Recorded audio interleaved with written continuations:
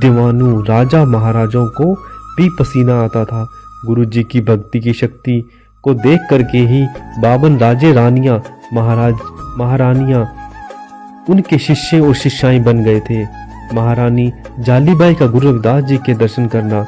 जब चित्तौड़गढ़ की महारानी जालीबाई ने गुरु रविदास जी की शक्ति की धूम सुनी तो वह गुरु महाराज के दर्शन करने के लिए बावली हो गई। जाति बंधन को तोड़ करके गुरु रविदास जी को अपना गुरु धारण करने के लिए मन में ठान कर अपने पति कुंभ सिंह से आग्रह करती है कि महाराज, मैं गुरु रविदास जी महाराज के दर्शन करना चाहती हूँ, आप भी मेरे साथ काशी शहर चलो। मगर जात घमंडी अभिमानी महाराज कुंभ सिंह ने चमार गुरु के पास जाने के लिए संकोच किया, मगर महारानी जालीबाई को महाराज कुंभ सिंह ने जाने की अनुमति दे दी। महारानी अपने अहलकारों के साथ काशी चली गई। जालीबाई काशी जा करके गुरु रविदास जी महाराज को नमन करके सत्संग सुनने बैठ गई। रानी ने अपने शरीर के ऊपर बहुमूल्य सोने के आभूषण पहने हुए थे, जिनमें हीरे, पन्ने और मोती जुड़े हुए थे, जिनके कारण वह बड़े घमंड से अकड़ती फकड़ती और इतराती हुई सत्संग सुन रही थी। इस नजाकत में आंधी होकर पंडाल में हिल रही थी।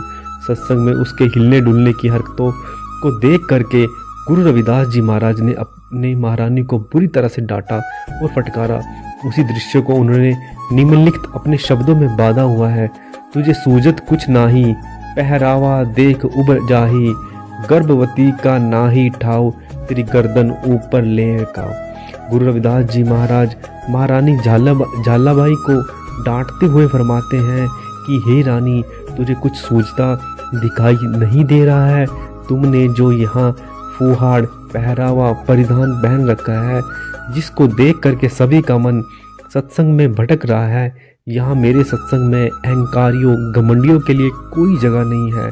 हे महारानी, तेरी गर्दन के ऊपर बैठकर काल अर्थात मृत्यु तेरे कर्मों का हिसाब किताब लिख रहा है। गुरु रविदास जी महाराज ने सुंदर महारानी की राजकीय शक्तियों को दरकिनार करते हुए निर्भयता से झाड़ दिया। उसको डांटते हुए कहते हैं कि तू कितनी घमंडी और उच्छल रानी है। अगर कोई कायर भीरू पोंग पंडित होता तो चुपचाप रानी की हरकतों को बर्दाश्त करता रहता, मगर स्वाभिमानी और पूर्ण गुरु ने महारानी की पावर की कोई परवाह नहीं की। अगर कोई मनुवादी साध होता तो चुपचाप सहन करता रहता, मगर गुरु महाराज यही नहीं रुके। वे आगे फरमाते हैं, तू काई गर्भ है बावली, जैसे बधुओ खूब रजू, तू तिस्ते खरी उतावली। गुरु रविदास जी महाराज महारानी झालीबाई को पूछते हैं कि हे महारानी, अपनी राजसी और सुंदर पहरावे के कारण इतनी पागल हो करके घमंड क्यों कर रही है? तुझे यह ज्ञात है कि यह शरीर भादों महीने में उत्पन्न होने वाली कुंभी की तरह है, जो एक ही दिन में जन्म लेकर मर जाती है।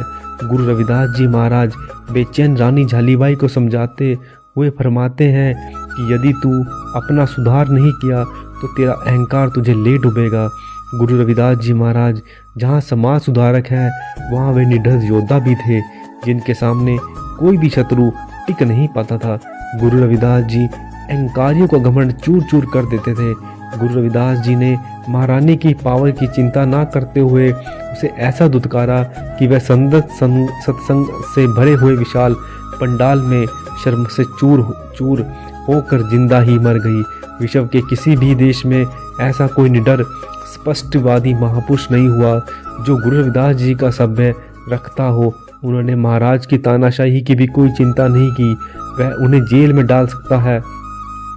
इससे स्पष्ट है कि गुरु रविदास जी विश्व के सभी तानाशाहों, राजा महाराजाओं, अमीरों गरीबों को एक ही नज़र से देखते थे, एक समान ही व्यवहार किया करते थे, अहंकारियों के घमंड को चूर चूर कर देते थे।